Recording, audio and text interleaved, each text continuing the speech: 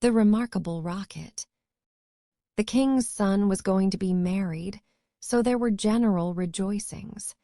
He had waited a whole year for his bride, and at last she had arrived. She was a Russian princess, and had driven all the way from Finland in a sledge drawn by 6 reindeer. The sledge was shaped like a great golden swan, and between the swan's wings lay the little princess herself. Her long ermine cloak reached right down to her feet. On her head was a tiny cap of silver tissue, and she was as pale as the snow palace in which she had always lived. So pale was she that, as she drove through the streets, all the people wondered. "She is like a white rose," they cried, and they threw down flowers on her from the balconies. At the gate of the castle, the prince was waiting to receive her. He had dreamy violet eyes, and his hair was like fine gold. When he saw her, he sank upon one knee and kissed her hand. "Your picture was beautiful," he murmured, "but you are more beautiful than your picture," and the little princess blushed. "She was like a white rose before," said a young page to his neighbor, "but she is like a red rose now," and the whole court was delighted. For the next 3 days everybody went about saying, "White rose, red rose, red rose, white rose," and the king gave orders that the page's salary was to be doubled. As he received no salary at all, this was not of much use to him, but it was considered a great honor, and was duly published in the court gazette. When the 3 days were over, the marriage was celebrated. It was a magnificent ceremony, and the bride and bridegroom walked hand in hand under a canopy of purple velvet embroidered with little pearls. Then there was a state banquet, which lasted for 5 hours. The prince and princess sat at the top of the great hall and drank out of a cup of clear crystal.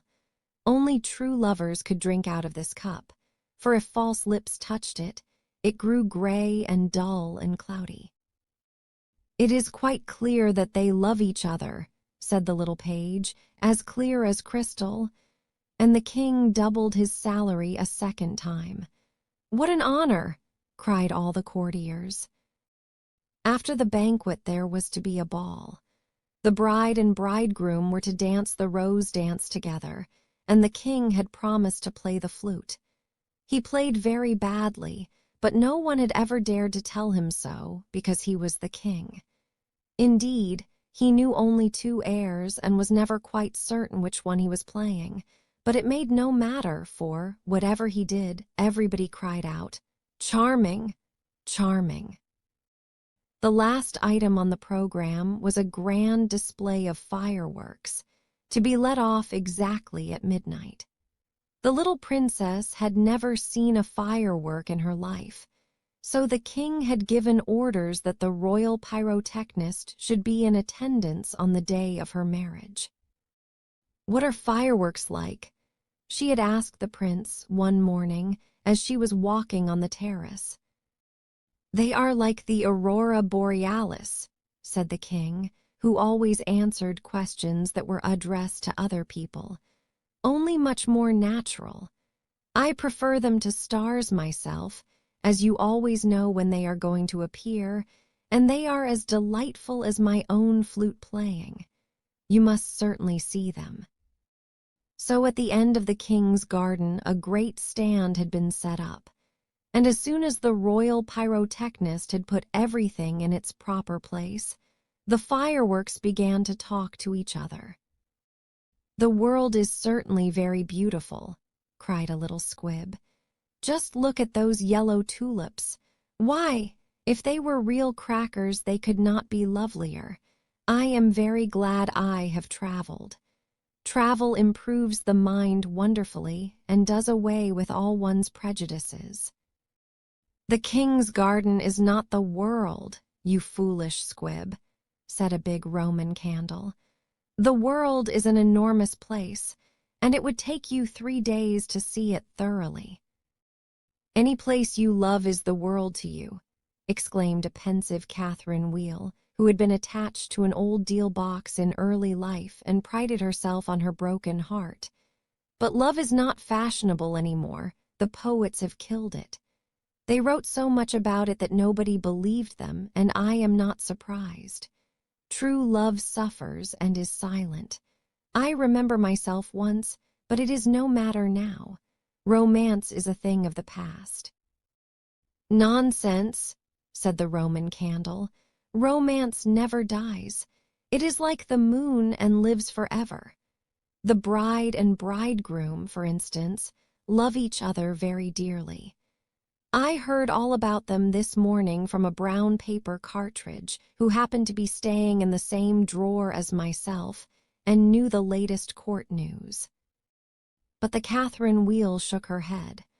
Romance is dead, romance is dead, romance is dead, she murmured. She was one of those people who think that, if you say the same thing over and over a great many times, it becomes true in the end. Suddenly, a sharp, dry cough was heard, and they all looked round. It came from a tall, supercilious-looking rocket who was tied to the end of a long stick. He always coughed before he made any observation, so as to attract attention. Ahem, he said, and everybody listened except the poor Catherine Wheel, who was still shaking her head and murmuring, Romance is dead. Order, order, cried out a cracker. He was something of a politician and had always taken a prominent part in the local elections, so he knew the proper parliamentary expressions to use. Quite dead, whispered the Catherine Wheel, and she went off to sleep. As soon as there was perfect silence, the rocket coughed a third time and began. He spoke with a very slow, distinct voice, as if he was dictating his memoirs, and always looked over the shoulder of the person to whom he was talking. In fact, he had a most distinguished manner. How fortunate it is for the king's son, he remarked, that he is to be married on the very day on which I am to be let off. Really, if it had been arranged beforehand, it could not have turned out better for him, but princes are always lucky. Dear me, said the little squib, I thought it was quite the other way, and that we were to be let off in the prince's honor. It may be so with you, he answered. Indeed, I have no doubt that it is, but with me it is different. I am a very remarkable rocket and come of remarkable parents.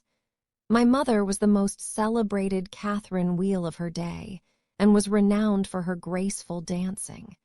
When she made her great public appearance, she spun round 19 times before she went out, and each time that she did so, she threw into the air 7 pink stars. She was 3.5 feet in diameter, and made of the very best gunpowder. My father was a rocket like myself, and of French extraction. He flew so high that the people were afraid that he would never come down again. He did, though, for he was of a kindly disposition, and he made a most brilliant descent in a shower of golden rain. The newspaper S. wrote about his performance in very flattering terms. Indeed, the Court Gazette called him a triumph of pyrotechnic art. Pyrotechnic, you mean, said a Bengal light. I know it is pyrotechnic, for I saw it written on my own canister.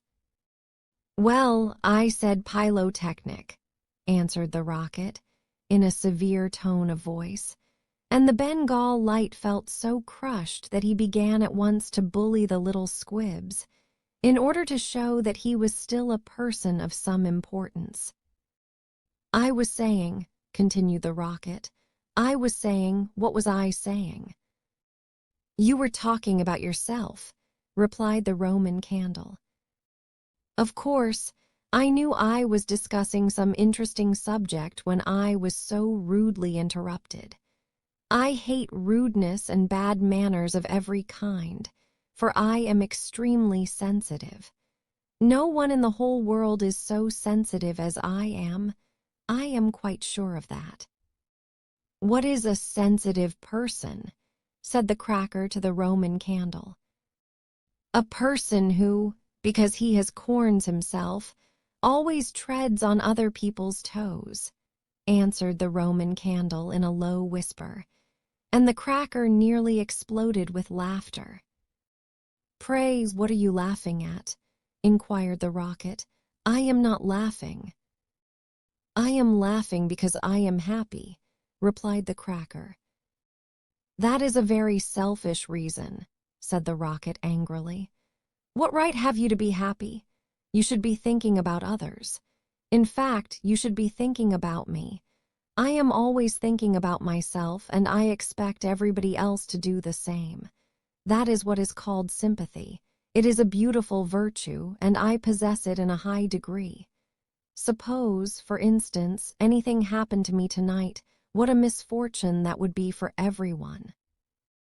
The prince and princess would never be happy again. Their whole married life would be spoiled.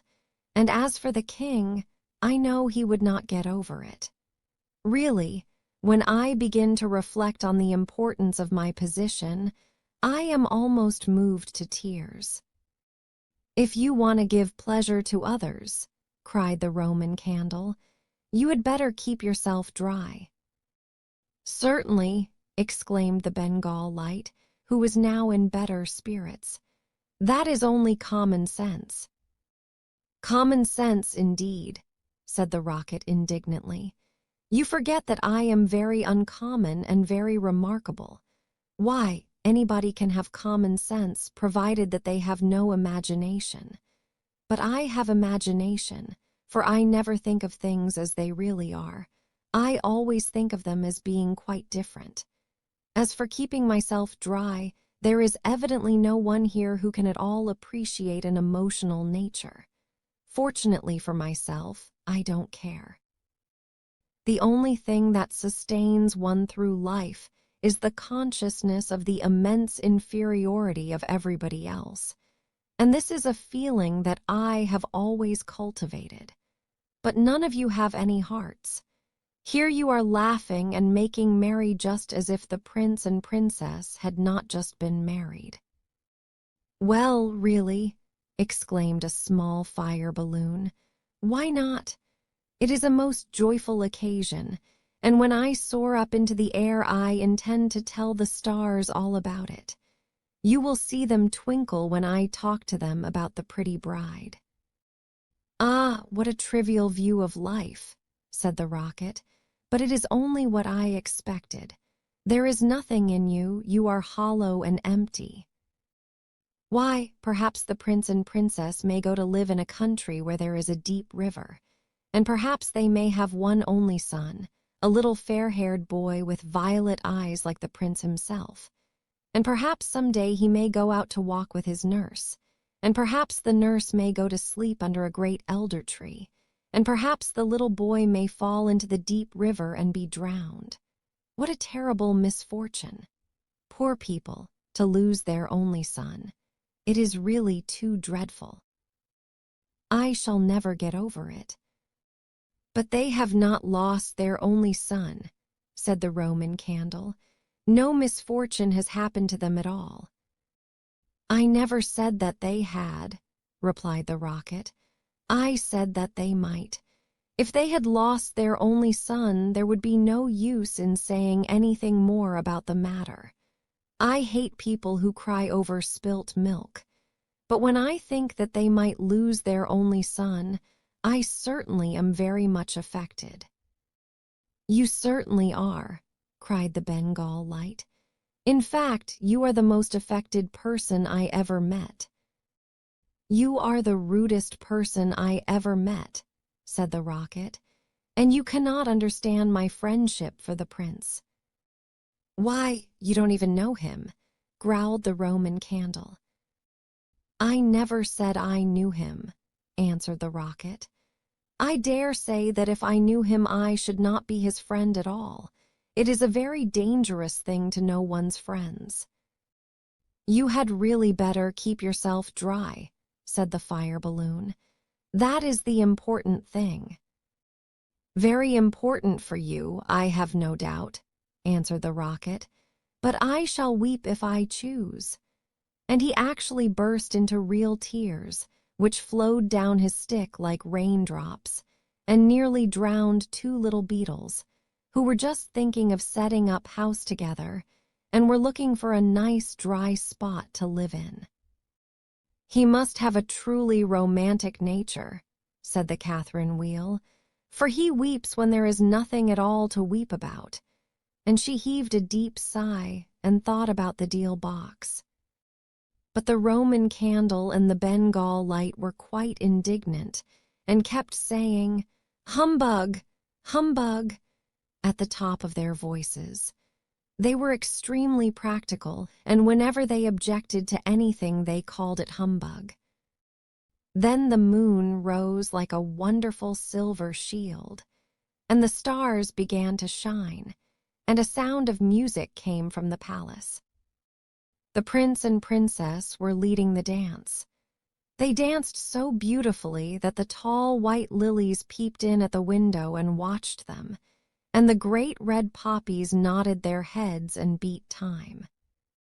Then 10 o'clock struck, and then 11, and then 12, and at the last stroke of midnight everyone came out on the terrace, and the king sent for the royal pyrotechnist. "Let the fireworks begin," said the king, and the royal pyrotechnist made a low bow and marched down to the end of the garden. He had 6 attendants with him, each of whom carried a lighted torch at the end of a long pole. It was certainly a magnificent display. Whiz, whiz, went the Catherine Wheel as she spun round and round. Boom, boom, went the Roman candle. Then the squibs danced all over the place, and the Bengal lights made everything look scarlet. "Goodbye," cried the fire balloon as he soared away, dropping tiny blue sparks. Bang, bang, answered the crackers, who were enjoying themselves immensely. Everyone was a great success except the remarkable rocket. He was so damp with crying that he could not go off at all. The best thing in him was the gunpowder, and that was so wet with tears that it was of no use.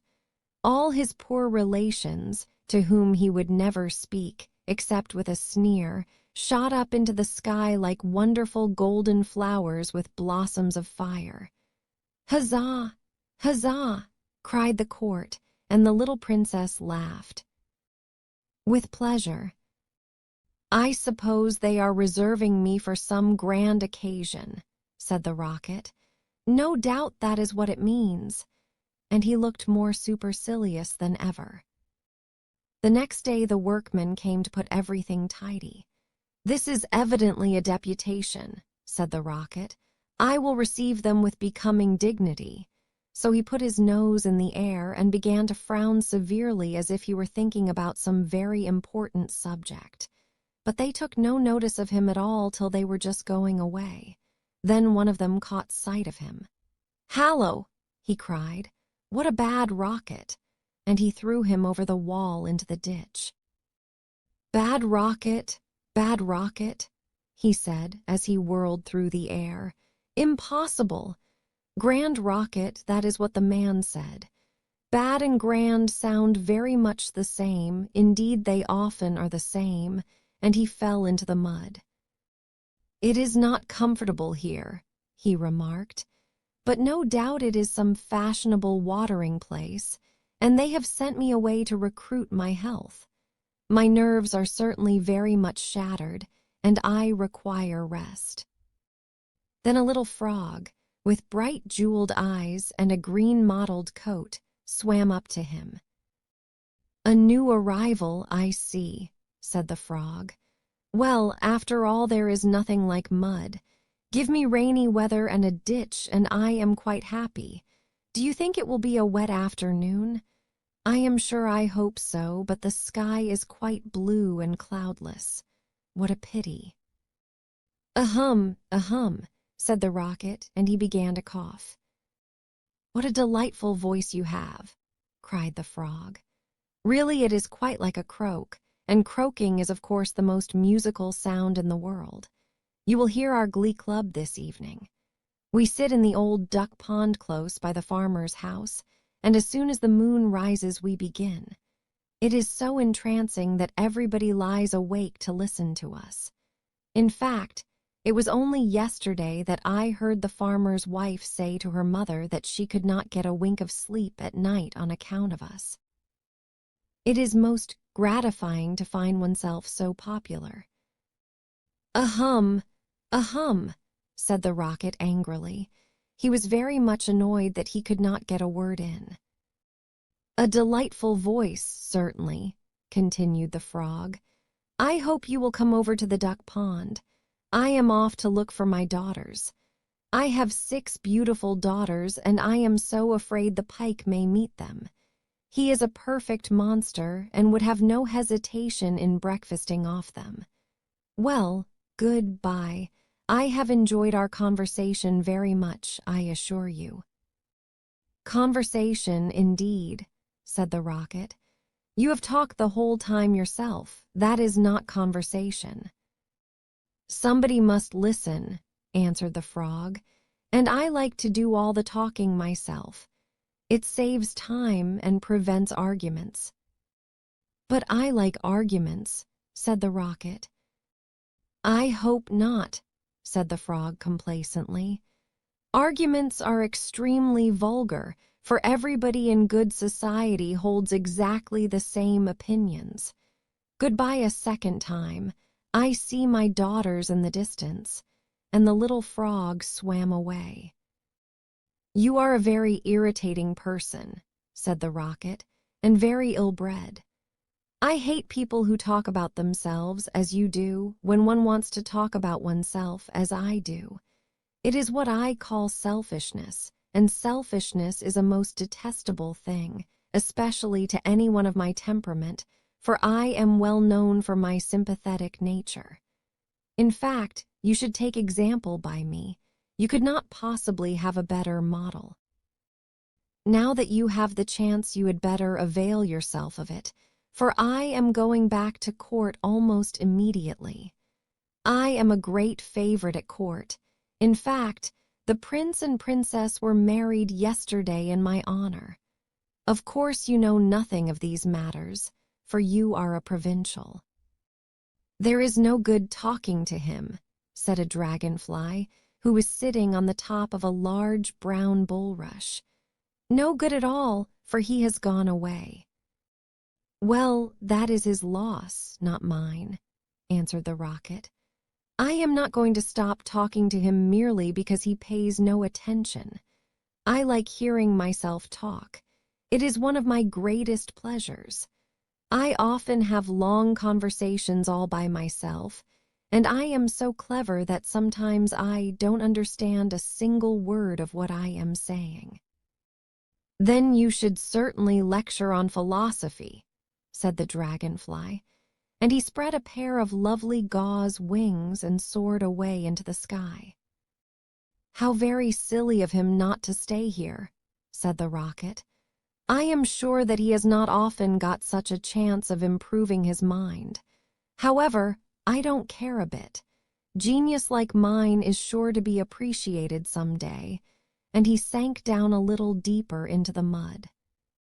After some time, a large white duck swam up to him. She had yellow legs and webbed feet, and was considered a great beauty on account of her waddle. Quack, quack, quack, she said. What a curious shape you are. May I ask, were you born like that, or is it the result of an accident? It is quite evident that you have always lived in the country, answered the Rocket. Otherwise you would know who I am. However, I excuse your ignorance. It would be unfair to expect other people to be as remarkable as oneself. You will no doubt be surprised to hear that I can fly up into the sky and come down in a shower of golden rain. I don't think much of that, said the duck, as I cannot see what use it is to anyone. Now, if you could plow the fields like the ox, or draw a cart like the horse, or look after the sheep like the collie dog, that would be something." "My good creature," cried the rocket in a very haughty tone of voice, "I see that you belong to the lower orders. A person of my position is never useful. We have certain accomplishments, and that is more than sufficient. I have no sympathy myself with industry of any kind, least of all with such industries as you seem to recommend. Indeed, I have always been of opinion that hard work is simply the refuge of people who have nothing whatever to do." "Well, well," said the duck, who was of a very peaceable disposition and never quarreled with anyone, "everybody has different tastes. I hope, at any rate, that you are going to take up your residence here." "Oh, dear no," cried the rocket. "I am merely a visitor, a distinguished visitor. The fact is that I find this place rather tedious. There is neither society here, nor solitude. In fact, it is essentially suburban. I shall probably go back to court, for I know that I am destined to make a sensation in the world." "I had thoughts of entering public life once myself," remarked the duck. "There are so many things that need reforming. Indeed, I took the chair at a meeting some time ago, and we passed resolutions condemning everything that we did not like. However, they did not seem to have much effect. Now I go in for domesticity and look after my family." "I am made for public life," said the rocket, "and so are all my relations, even the humblest of them. Whenever we appear, we excite great attention. I have not actually appeared myself, but when I do so, it will be a magnificent sight. As for domesticity, it ages one rapidly and distracts one's mind from higher things." "Ah, the higher things of life, how fine they are," said the duck. "And that reminds me how hungry I feel." And she swam away down the stream, saying, "Quack, quack, quack." Come back," screamed the rocket. "I have a great deal to say to you," but the duck paid no attention to him. "I am glad that she has gone," he said to himself. "She has a decidedly middle-class mind." And he sank a little deeper still into the mud and began to think about the loneliness of genius, when suddenly two little boys in white smocks came running down the bank with a kettle and some faggots. "This must be the deputation," said the rocket, and he tried to look very dignified.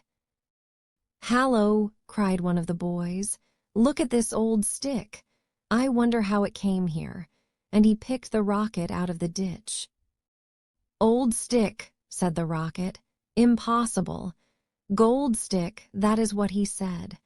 "Gold stick is very complimentary. In fact, he mistakes me for one of the court dignitaries." "Let us put it into the fire," said the other boy. "It will help to boil the kettle." So they piled the faggots together and put the rocket on top and lit the fire. "This is magnificent," cried the rocket. "They are going to let me off in broad daylight so that everyone can see me." "We will go to sleep now," they said, "and when we wake up the kettle will be boiled." And they lay down on the grass and shut their eyes. The rocket was very damp, so he took a long time to burn. At last, however, the fire caught him. "Now I am going off," he cried, and he made himself very stiff and straight. "I know I shall go much higher than the stars, much higher than the moon, much higher than the sun. In fact, I shall go so high that—" Fizz, fizz, fizz, and he went straight up into the air. "Delightful," he cried. "I shall go on like this forever. What a success I am." But nobody saw him. Then he began to feel a curious tingling sensation all over him. "Now I am going to explode," he cried. I shall set the whole world on fire and make such a noise that nobody will talk about anything else for a whole year. And he certainly did explode. Bang, bang, bang went the gunpowder. There was no doubt about it. But nobody heard him, not even the two little boys, for they were sound asleep. Then all that was left of him was the stick, and this fell down on the back of a goose who was taking a walk by the side of the ditch. "Good heavens!" cried the goose. "It is going to rain sticks," and she rushed into the water. "I knew I should create a great sensation," gasped the rocket, and he went out.